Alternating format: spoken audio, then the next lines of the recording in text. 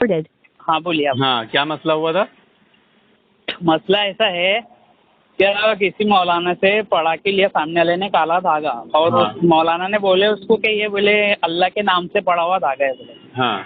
और वो चटने कमर पे बांधा हुआ है, जो भी उसकी वजह है, कोई बीमारी है, कुछ भी है, जो भी वजह है। लेकिन मैंने उसको बोला कि ये शिर्क है भाई, तुमको करना है तो सबसे बेहतर है सूर्य बकरा खुद पढ़ो, पानी दम करो और पियो।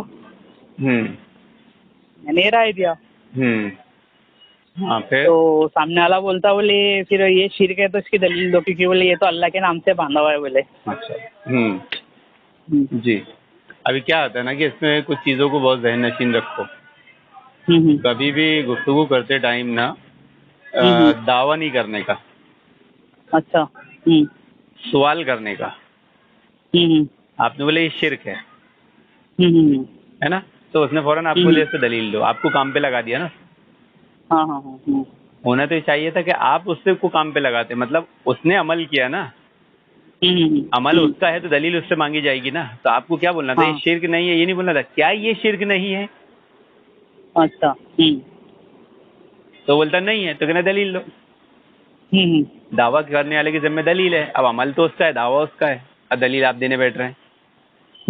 हाँ, तो इसमें कुछ बारीकियां हैं, कुछ चीजें हैं, उसको सीखना समझना जरूरी है। तावीज़ का मसला इतना मुश्किल नहीं है, बहुत आसान है, उसको पेचीदा बना दिया गया। अच्छा। अब बाद लोग हमारे समझते नहीं है, या बाद लोग उसको सही ढंग से समझाते नहीं है। एक होता है तावीज़ और एक होता है इलाज। हाँ। ये दो फर्क को समझना है। एक होता है तावीज़ और एक होता है इलाज। अब शिर्क क्या है? तावीज़ है। शिर्क क्या है? तावीज़ है। इलाज शिर्क नहीं है। अच्छा। इलाज तो जायज़ है। जायज़। पहले दो चीज समझ में आ गई। इसको हमेशा जहन में रखना कि ये तावीज़ है या इलाज है। वो क्या बोल रहे हैं? वो उसे तावीज़ मान ही नहीं रहे, वो उसे इलाज बोल रहे हैं कि मौलाना ने अल्लाह के नाम से पढ़ के दिए, मेरी जो भी तकलीफ है दूर हो जाएगी। यानी वो क्या कर रहे हैं? इलाज कर रहा है ना। और आप उसे तावीज़ बोल रहे हो, तो वो दलील मांग रहे हैं। इससे क्या पता चला कि वो तावीज़ नहीं मान रहे, या उसको समझ में नहीं आ रही है बात, या उसको मालूम ही नहीं है कि तावीज़ शिर्क है। अब मौलाना ने इसकी जहालत का फायदा उठा के उसको झांसा दिया है, क्या ये अल्लाह के नाम से पढ़ा हुआ है ना। लेकिन उसने जो जो उस पर पढ़ा है, क्या मौलाना के मुंह से उसने सुना है? नहीं ना। जैसे आपने कहा कि सूरह बकरा पढ़ो, तो सूरह बकरा में तो कोई शिर्किया कलाम नहीं है, और जब वो पढ़ेगा जाहिरी तौर पर भी कोई शिर्क पकड़ नहीं सकता। लेकिन जो शिर्किया कलाम होते हैं, जो जादू होते हैं, वो जोर से नहीं पढ़े जाते, वो बताए नहीं जाते, वो खामोशी में चुपके से पढ़े जाते हैं। तो पूरा तावीज़ उसने पढ़ा, लेकिन उसको नहीं मालूम कि उसने क्या पढ़ा। अब उसने सिर्फ बोल दिया कि अल्लाह के नाम से, है ना। तो उसको बोलो कि तेरे मौलाना ने इस पे क्या क्या पढ़े हो बता पहले। अच्छा। कौन कौन सा कलाम पढ़े। तो आप जो बोल रहे हो ना, आपका काम आधा उसके मौलाना कर देंगे। आपने क्या बोले? सूरह बकरा पढ़ो, है ना। अब जब ये जाके उनसे सवाल करेगा मौलाना इस पे क्या पढ़े, तो बोलेगा सूरह बकरा, तो आपकी बात हो गई ना। अब उसको समझाओ, कहना अगर ये सूरह बकरा है और ये शिरकिया कलाम नहीं है, तो मौलाना ने जोर से पढ़े थे या धीरे? अच्छा। क्योंकि शिरकिया कलाम कभी जोर से नहीं पढ़े जाते। अच्छा। और वो मिक्सअप करते हैं ना, जब वला तलबिसुल हक़ बिल बातिल, हक़ व बातिल को खल्तमल करते हैं, तो आधा जो शिरकिया कलाम नहीं होता वो जोर से पढ़ते हैं। अच्छा। और जो शिरकिया कलाम होता है उसको खामोशी से पढ़ते हैं। ऐसे भी खल्तमल करते हैं सामने वाले को धोखा देने के लिए। तो जब आप उसको ये चीज़ समझाओगे कि मौलाना ने जो कलाम पढ़े हैं पहले वो शिर्क नहीं है, सुन्नत से साबित है, जरा साबित बताओ तो सही क्या पढ़े। अच्छा। आपका आधा मसला हल हो जाता। अच्छा। अब अल्लाह के नबी सल्लल्लाहु अलैहि वसल्लम के पास 10 या 11 लोग आए, और आपने 10 को कलमा पढ़ाया, एक को नहीं पढ़ाया। तो उसने पूछा मुझे क्यों नहीं पढ़ाया? तो बोले भाई तेरे जेब में क्या है? तो उसने कहा जेब में हाथ डाल के तावीज़ निकाला। तो बोले इसी से छुड़ाने तो मैं आया हूँ। ये निकाल के फेंक। हाँ बेटा, हरी वाली नहीं है, ऑरेंज है। بولے اسی کو چھڑانے تو میں آیا ہوں، جب تک تو یہ پھینکے گا نہیں میں تجھے کلمہ نہیں پڑھاؤں گا. تو اب وہ اس سے جب تعویذ نکال کے پھینکا تو اللہ کے نبی نے کلمہ پڑھایا. تو اس سے معلوم ہوا کہ اگر وہ شرک نہیں ہوتا تو اللہ کے نبی اس کو کلمہ پڑھا دیتے نا. اس کو نکال کے پھینکنے کو نہیں بولتے. کیوں؟ کیونکہ وہ اس پر اعتماد یقین ہے. جو چیز لٹکاتا ہے اللہ تعالیٰ اس کو اسی کے حوالے کر دیتا ہے کہ اس نے بھروسہ کس پہ کیا؟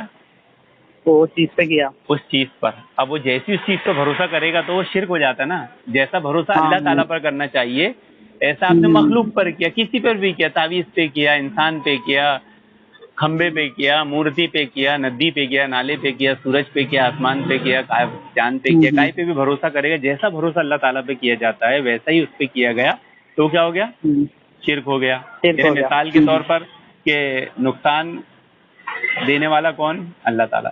بچانے والا کون؟ اللہ تعالیٰ. فائدہ دینے والا کون؟ اللہ تعالیٰ. اور بچانے والا کون؟ اللہ تعالیٰ. جیسے ہم نماز کے بعد جو دعا پڑھتے ہیں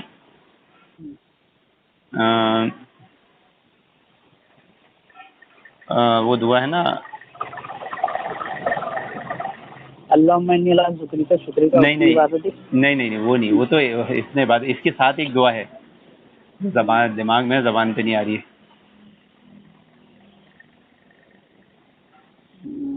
آتیت کر کے نا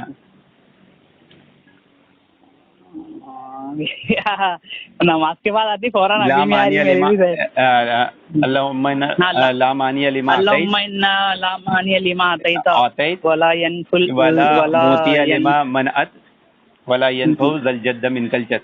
اللہ تعالیٰ آپ جو چیز جاری کر دیں اسے کوئی روکنے والا نہیں اور جو روک دے اسے جاری کرنے والا نہیں اور کسی حیثیت دار کی حیثیت آپ کے سامنے کوئی حیثیت نہیں رکھتی. اللہم لا مانع لما اعطیت ولا معطی لما منعت ولا ينفع ذا الجد منک الجد. یہ دعا بہت یقین اور اعتماد کے ساتھ نماز کے بعد پڑھنا چاہیے. ذکر و اذکار ہم ایک دم کچے دل سے کرتے ہیں، خوشی و خضوع. اس یقین کے ساتھ یہ ہونا چاہیے کہ اللہ پر بھروسہ ہے کہ نفع نقصان کا مالک اللہ ہے. لیکن جب اس نے اس تعویذ کو سمجھ لیا کہ تعویذ مجھے بچائے گا تو یہ علاج نہیں ہوا، یہ تعویذ ہو گیا. علاج کب ہوتا ہے؟ علاج بیماری آنے کے بعد ہوتا ہے، بیماری آنے سے پہلے نہیں ہوتا. ابھی اس کو بخار آیا نہیں ہے، کوئی جا کے کروسین کھائے گا؟ کھائے گا تو بولے سالے پاگل ہو گیا. لیکن بیمار ہوگا تو پھر کروسین کھا سکتا ہے نہیں. تو اگر وہ علاج ہے تو اس میں بھروسہ نہیں ہوتا، اس میں بھروسہ اللہ پر ہی ہوتا ہے. کیا بولتا ہے بندہ کہ شفا دینے والا یقین اللہ ہے، یہ تو میں علاج کر رہا ہوں کیونکہ علاج کے حکم دیا اللہ تعالیٰ نے. اللہ کے نبی نے فرمایا کہ اللہ پر بھروسہ بھی کرو اور علاج بھی کرو.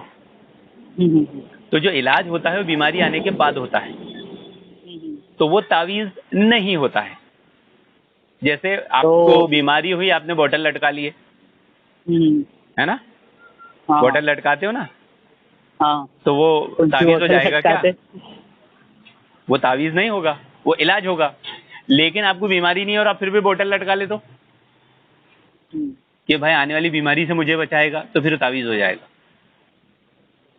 کیونکہ پھر آپ کا بھروسہ ہونے کے بعد کیا مسئلہ بھی وہی آ رہا. ہاں نہیں، اس میں مارج کلام کا استعمال کیا ہے. اس میں دو چیزیں خلط ملط ہے.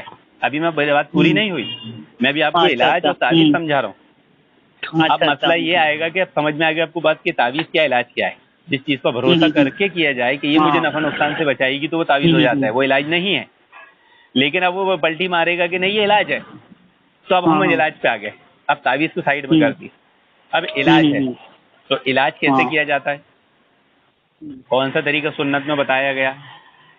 تو جو طریقہ بتایا گیا ہے دم کرو، وہ تو مسنون ہے، دم کرنا کوئی بری بات نہیں. لیکن تعویذ لٹکانا یہ کون سی سنت ہے؟ اب وہ کیا کرے گا کہ وہ ہیلا مارے گا کہ دیکھو ائمہ نے، صحابہ نے اپنے بچوں کے گلے میں قرآن کی تختیاں لٹکاتے تھے. دیکھو قرآن کی آیت لٹکاتے تھے نا، تو یہ بھی وہی ہے. اصل میں یہی خدمت کر رہے، دھوکہ دے رہے.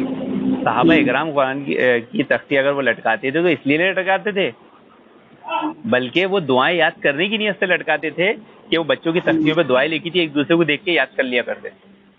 اچھا وہ کوئی بیماری علاج ہے اس کے لیے نہیں لٹکاتے تھے. یہاں تو مسئلہ کچھ اور ہے, وہ مسئلے کو کہیں اور جوڑ رہا ہے. ہاں ہاں ہاں کہاں کا روڑا کہاں لا کے فٹ کر رہا ہے. لیکن اگر یہ ثابت بھی ہو جائے کہ اسلاف ہمارے قرآنی آیات کا تعویذ بناتے تھے یا لٹکاتے تھے, تو کیا ہم اس تعویذ کو استعمال کر سکتے ہیں ابھی؟ کیونکہ ان کے علم, ان کے فہم, ان کے عقیدے اور ہمارے علم, ہمارے فہم, ہمارے عرف میں فرق ہے کہ نہیں؟ ہاں بہت فرق ہے.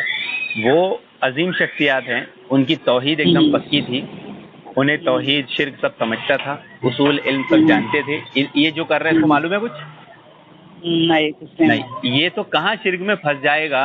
اس پر دلیل کیا ہے کہ اللہ کے نبی صلی اللہ علیہ وسلم نے فرمایا کہ شرک چیٹی کی چال سے بھی زیادہ باریک ہے نا. تو صحابہ نے عرض کیا اللہ کے نبی شرک چیٹی کی چال سے زیادہ باریک ہے, ہم بچیں گے کیسے؟ تو آپ صلی اللہ علیہ وسلم نے ایک دعا سکھائی کہ یہ جو دعا پڑے گا وہ شرک کی چیٹی چال سے. تو کیا اس بندے کو دعا معلوم ہے؟ نہیں معلوم. تب کیا ہوگا؟ اب پھنسے گا نا وہ. اب شرک چیٹی کی چال سے باریک ہے تعویذ کے مسئلے میں کہ اسلاف نے اگر لٹکایا بھی کیا بھی, وہ ثابت کرنا چاہے, ہم تو نہیں مانتے لیکن کرنا چاہے تو ہم نہیں کر سکتے. کیوں؟ کیونکہ ہمارے شرک میں ملوث ہونے کا خطرہ ہے. دلیل وہاں سے ملنے کے بعد بھی یہاں نہیں کر سکتے, کیونکہ یہ تو جہالت کا دور ہے, فتنوں کا دور ہے, اور اس لائق آدمی ہے بھی نہیں. اس کی آڑ میں ہم اس کی اجازت بھی نہیں دے سکتے, کیونکہ اس کی اجازت دیں گے نا تو اس کی آڑ میں شرک شروع ہو سکتا ہے. تو ایسا کوئی راستہ بھی نہیں کھول سکتے ہم کہ ہمیں اسلاف سے کوئی دلیل مل جائے نا تب بھی ہم اس کی اجازت نہیں دیں گے, تب بھی ہم اس پر عمل نہیں کریں گے. تو یہ ہے تعویذ کا مسئلہ مختصر انداز. اب اگر وہ بولتا ہے کہ علاج ہے تو بھائی تیری بیماری اچھی ہو گئی, جیسے بیماری اچھی ہوتی ہے دوائی کھانا بند کر دیتے ہو نا. لیکن جو بھروسہ کرتا ہے وہ کبھی بھی اچھا ہونے کے بعد اس کو اتارتا نہیں ہے تعویذ کو, وہ اس کو بنے ہی رہنے دے گا. تو پھر یہ علاج نہیں ہے, یہ تعویذ ہے. ہماری طبیعت اچھی ہوتی ہے, ہم بوٹل نکال کے ہاسپٹل سے ڈسچارج ہو جاتے ہیں نا. یہ بھی بولا اس نے کیا, وہ بولے ایک بار باندھ لیے تو بولے کھلنا نہیں, ایسا تعویذ ہو گیا. وہ علاج ہے ہی نہیں. آدمی اچھا ہونے کے بعد بھی ہاسپٹل میں پڑا رہے گا تو آپ اس کو پاگل بولو گے نا. اچھا ہونے کے بعد بھی بوٹل انجیکشن لگاتے رہے گا, دوائی کھاتے رہے گا تو بولے سالے مر جائے گا. کیوں؟ کیونکہ اس کے سائڈ افیکٹ آئیں گے. تو ویسے ہی یہ تعبیر ہے کہ اگر وہ اس پر اعتماد یقین کرے گا تو وہی شرک میں وہ آئے گا. سمجھ میں آئی؟ سمجھ گیا پورا مسئلہ سمجھ میں آیا؟ باقی ہاں سمجھ گیا. وہ جو آپ نے حدیث بتایا آپ صلی اللہ علیہ وسلم کی, وہ کہاں ملے گی؟ کون سی؟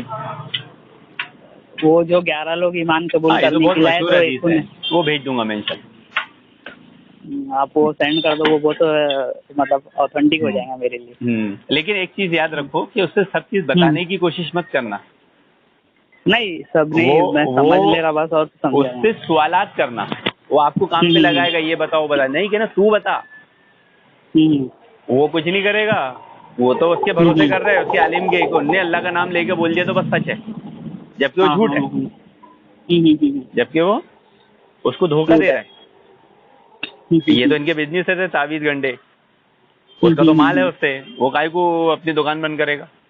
تو وہ بہت نکال مارے گا. جو پہلوان ہوتے ہیں نا تیل لگا کے آ جاتے گراؤنڈ میں کہ کہیں سے بھی پکڑو, تو کیا ہوتا ہے کہ ہاتھ پھسل جائے, پکڑ میں نہیں آئے, تو اپن کیا کرنا ہے ہاتھوں پہ ریت لگا لینے کا کہ جب پکڑیں گے کھینچنا انہیں تو اس کو گھسڑے لگیں گے. تو آپ اس سے سوالات کرنا.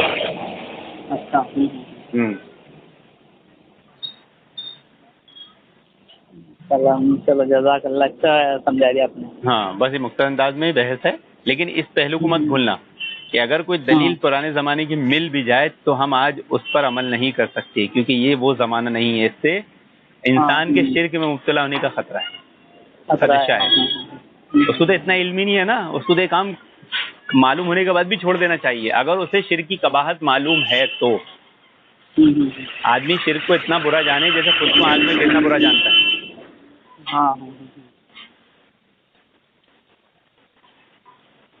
معلوم ہونے کے باوجود, دلیل ملنے کے باوجود بھی ہم عمل نہیں کر سکتے. کہنا کر سکتے ہیں, اب تو اس پر دلیل دے. سوال کے انداز میں ہی بات کرنا ہمیشہ. وہ ہمیشہ آپ کو بولے گا تو دلیل دے, لیکن آپ اس کو دلیل پہ لگانا. ہاں نہیں تو ساری زندگی دلیل ڈھونڈتے رہو گے. ہاں ہاں ہاں ہاں اوکے باقی سب بڑھیا بساول میں؟ ٹھیک ہے جی الحمد للہ سب خیریت سے. وہ حدیث بس آپ بھیج دو مجھے. ہاں باقی پھر میں کرتا ہوں. جی چلیے جزاک اللہ. السلام علیکم و رحمۃ اللہ وبرکاتہ.